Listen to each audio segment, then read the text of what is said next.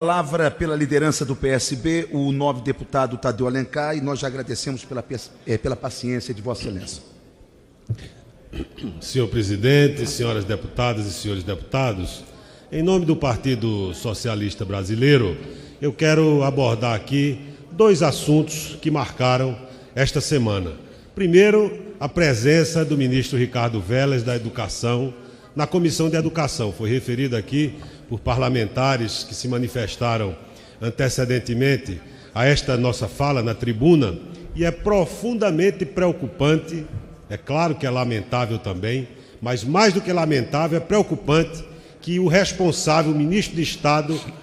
da Educação, ele não tenha tido condição de apresentar àquela Comissão de Educação a sua política, o que ele, depois de 3 meses sentado na cadeira de ministro de Estado, não teve a capacidade de apontar qualquer indicativo do que pretende fazer à frente do Ministério da Educação. Foi questionado por diversos parlamentares. Eu quero aqui cumprimentar a manifestação de uma deputada que eu não conheço pessoalmente, mas já sei do seu valor, a deputada Tabata Amaral, que perguntou ao ministro da Educação qual era o planejamento estratégico,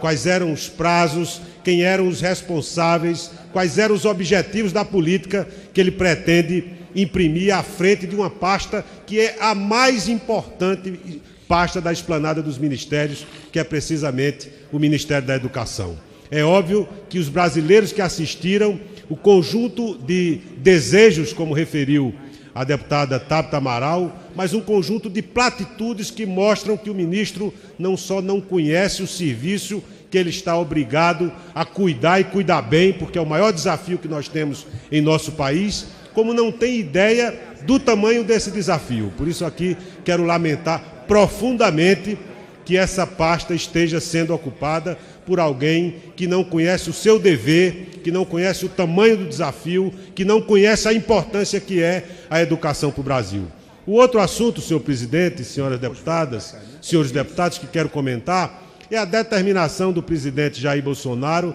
para que seja comemorado do devido modo o 31 de março de 1964. O Partido Socialista Brasileiro, que teve muitos dos seus integrantes alcançados pelas garras da ditadura e do regime de exceção inaugurado em 1964, quer aqui protestar veementemente por essa determinação do governo e do presidente Bolsonaro. Naturalmente, não nos surpreende, a sua agenda legislativa durante 30 anos foi a defesa do regime de exceção, mas como presidente da República ele não tem o direito de determinar, mais do que recomendar, que haja uma celebração de um regime que garroteou as liberdades públicas no Brasil, que interditou a democracia, que perseguiu, torturou,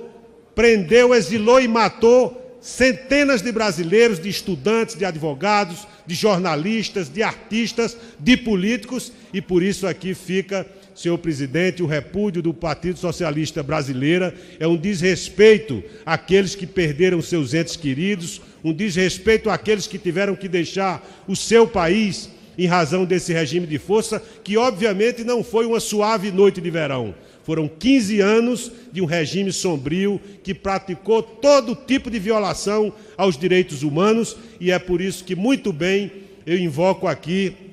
uma expressão do Ministério Público Federal e da Defensoria Pública da União, onde diz que esse efetivamente merece essa atitude, o repúdio social e político de toda a sociedade brasileira, e eu invoco... Só para concluir, senhor deputado. E eu invoco aqui as palavras do nosso eterno presidente Ulisses Guimarães, por ocasião da promulgação da Constituição Cidadã de 1988. Ulisses Guimarães dizia que não são os homens que arrastam as bandeiras, mas são as bandeiras que arrastam os homens. E conclui a sua fala no dia da promulgação da Constituição da República, em 5 de outubro de 88, quando diz: eu tenho ódio da ditadura, ódio e nojo. Obrigado, presidente.